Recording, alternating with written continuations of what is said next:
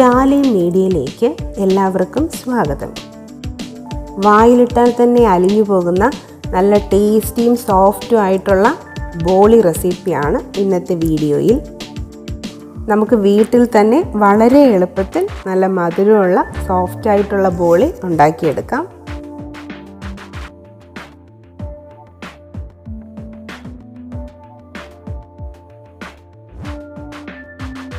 ബോളി ഉണ്ടാക്കുന്നതിന് വേണ്ടി മെയിനായിട്ടും കടലപ്പരിപ്പാണ് ഉപയോഗിക്കുന്നത്. ഞാൻ 1 ഗ്ലാസ് കടലപ്പരിപ്പാണ് എടുത്തിട്ടുള്ളത്. കുക്കറിലാണ് വേവിക്കുന്നത് കൊണ്ട് 1 ഗ്ലാസ് കടലപ്പരിപ്പിന് 2 ഗ്ലാസ് എന്ന അളവിലാണ് വെള്ളം ഒഴിച്ചു കൊടുക്കുന്നത്. അതിലേക്ക് 1 നുള്ള ഉപ്പും 2 നുള്ള മഞ്ഞൾപ്പൊടിയും ചേർത്ത് വേവിച്ചെടുക്കണം. ഞാൻ ഹൈ ഫ്ലെയിമിൽ വെച്ച് 1 വിസിൽ കേട്ടതിന് ശേഷം ലോ ഫ്ലെയിമിൽ വെച്ച് 2 വിസിൽ കേൾപ്പിച്ചാണ് പരിപ്പ് വേവിച്ചെടുക്കുന്നത്. 1/4 കപ്പ് പഞ്ചസാരയിലോട്ട് 1/2 സ്പൂൺ ഏലക്കാപ്പൊടിയും ചേർത്ത് നന്നായിട്ട് പൊടിച്ചെടുത്ത് വയ്ക്കണം. ഇതിലേക്ക് 1 കപ്പ് മൈദയും ആവശ്യമുണ്ട്. അത് നന്നായിട്ട് ഒരു അരിപ്പ ഉപയോഗിച്ച് അരിച്ചെടുക്കണം.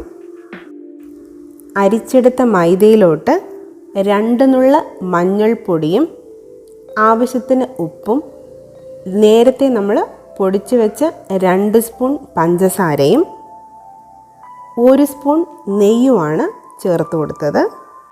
ഇനി ഇതിലേക്ക് ആവശ്യത്തിന് വെള്ളവും ഒഴിച്ച് നമ്മൾ സാധാരണ ചപ്പാത്തി മാവിന് കുഴയ്ക്കുന്നതിനേക്കാളും അല്പം കൂടെ ലൂസായിട്ട് കുഴച്ചെടുക്കണം.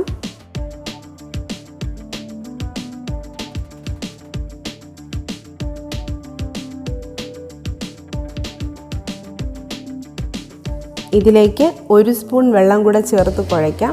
കുറച്ചുകൂടെ ലൂസാക്കി എടുക്കണം. കയ്യിൽ ഒട്ടുന്ന പരുവത്തിലാണ് കുഴച്ചെടുക്കേണ്ടത്. ഇനി ഇതിലേക്ക് 1 സ്പൂൺ നല്ലെണ്ണ കൂടെ ചേർത്ത് മിക്സ് ചെയ്തെടുക്കാം.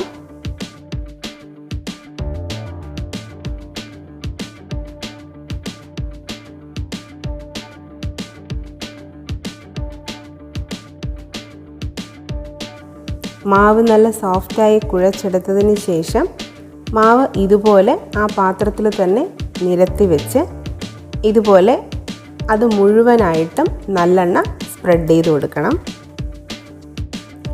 മാവ് നല്ലെണ്ണയിൽ മുങ്ങിക്കിടക്കുന്ന രീതിയിലാണ് എണ്ണ ഒഴിച്ചു കൊടുക്കേണ്ടത്. എങ്കിൽ മാത്രമേ മാവ് നല്ല സോഫ്റ്റായിട്ട് വരികയുള്ളൂ. 1 മണിക്കൂർ മുതൽ 2 മണിക്കൂർ വരെ ഇത് റെസ്റ്റ് ചെയ്യാൻ വയ്ക്കാം. നേരത്തെ വേവിക്കാൻ വെച്ച കടലപ്പരിപ്പ് നന്നായിട്ട് വെന്ത് കിട്ടിയിട്ടുണ്ട്.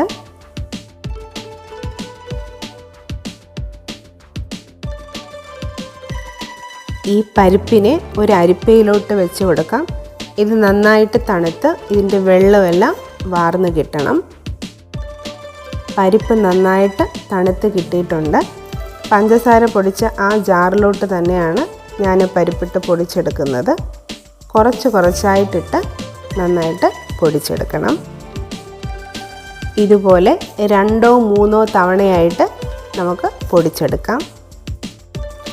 അടുത്തതായി ഈ പൊടിച്ചു വെച്ചിരിക്കുന്ന പരിപ്പ് നെയ്യ് ചേർത്ത് ഒന്ന് വറുത്തെടുക്കണം. ചൂടായ ഒരു പാത്രത്തിലോട്ട് 2 സ്പൂൺ നെയ്യ് ഒഴിച്ചു കൊടുക്കാം.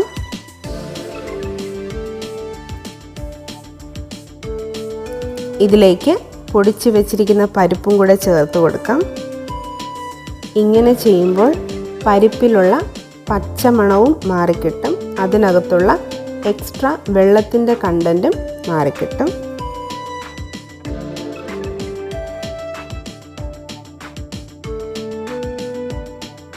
പച്ചമണം മാറി അതിൻ്റെ വെള്ളത്തിൻ്റെ കണ്ടൻറ്റൊക്കെ വറ്റിയിട്ടുണ്ട്.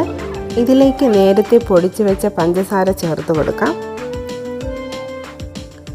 പഞ്ചസാര ചേർത്തത് കൊണ്ട് തന്നെ ഇനി ഇത് മിക്സ് ചെയ്യുന്ന സമയത്ത് പഞ്ചസാര അലിഞ്ഞു വരും. അതുകൊണ്ട് തന്നെ ഈ മിക്സ് ചെയ്യുന്ന സമയത്ത് ഈ മാവെല്ലാം കൂടെ ഉരുണ്ട് വരും.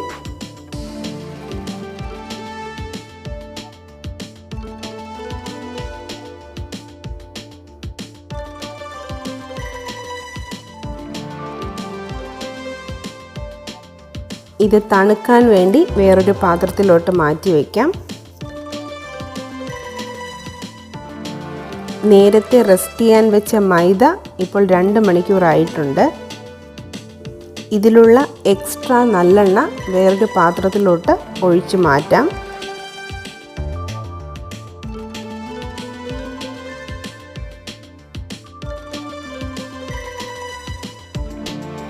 മാവ് നല്ല സോഫ്റ്റായി വന്നിട്ടുണ്ട്. കടലപ്പരിപ്പിൻ്റെ മിക്സ് തണുത്ത് വന്നിട്ടുണ്ട്. ഇതിനെ ചെറിയ ഉരുളകളാക്കി ഉരുട്ടിയെടുക്കാം. ഇനി ബോളി റെഡിയാക്കി തുടങ്ങാം.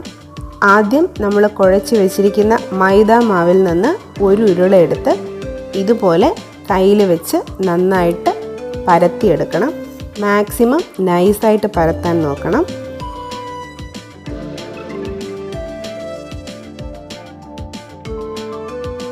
ഈ പരത്തി വെച്ചിരിക്കുന്ന മൈദയുടെ സെൻറ്ററിലോട്ട് നേരത്തെ ഉരുളകളാക്കി വെച്ചിരിക്കുന്ന പരിപ്പിൻ്റെ മിക്സ് വെച്ച് കൊടുക്കാം.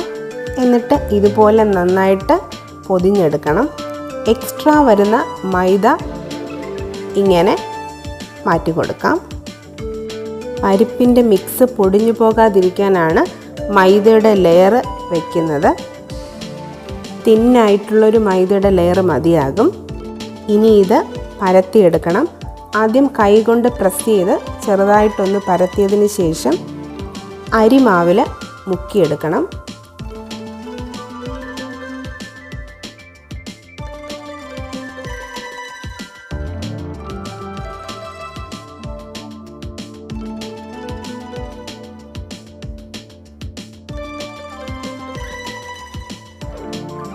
അല്പം അരിപ്പൊടി കൂടെ തൂകി ഇതിനെ പരത്തിയെടുക്കണം.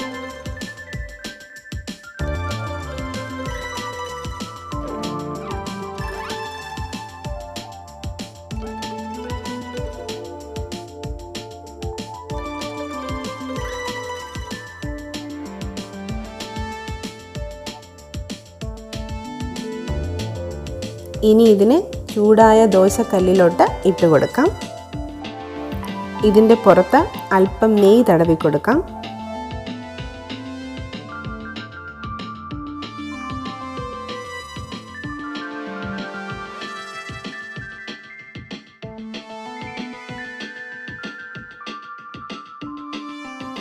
നെയ്യ് തേച്ച ഉടനെ പെട്ടെന്ന് തന്നെ നമുക്ക് മറിച്ചിടാം.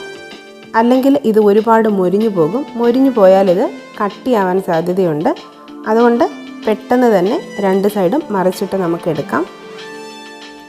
ബാക്കിയുള്ള മാവിലും ഇതുപോലെ തന്നെ ബോളി ഉണ്ടാക്കിയെടുക്കാം. നല്ല മധുരവും മണവും ടേസ്റ്റുമാണ് ഈ ബോളിക്ക്. നമ്മുടെ സദ്യക്കൊക്കെ ഒഴിച്ചുകൂടാൻ പറ്റാത്ത ഒന്നാണ് ഈ ബോളി.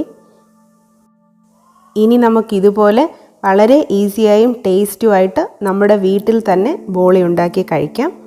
എല്ലാവരും ഈ റെസിപ്പി ഒന്ന് ട്രൈ ചെയ്ത് നോക്കുക. ഈ വീഡിയോ നിങ്ങൾക്ക് ഇഷ്ടമായെങ്കിൽ ലൈക്ക് ചെയ്യുക. എൻ്റെ ചാനൽ ഇതുവരെ സബ്സ്ക്രൈബ് ചെയ്യാതെയാണ് ഈ വീഡിയോ കാണുന്നതെങ്കിൽ സബ്സ്ക്രൈബും ചെയ്യുക. അതുപോലെ തന്നെ തൊട്ടടുത്ത് കാണുന്ന ബെൽ ബട്ടണിലെ ഓൾ എന്ന ഓപ്ഷനും കൂടെ ഒന്ന് എനേബിൾ ചെയ്ത് വയ്ക്കുക. എങ്കിൽ മാത്രമേ ഞാൻ അപ്ലോഡ് ചെയ്യുന്ന വീഡിയോസ് അപ്പോൾ തന്നെ നിങ്ങൾക്ക് നോട്ടിഫിക്കേഷനായിട്ട് ലഭിക്കുകയുള്ളൂ.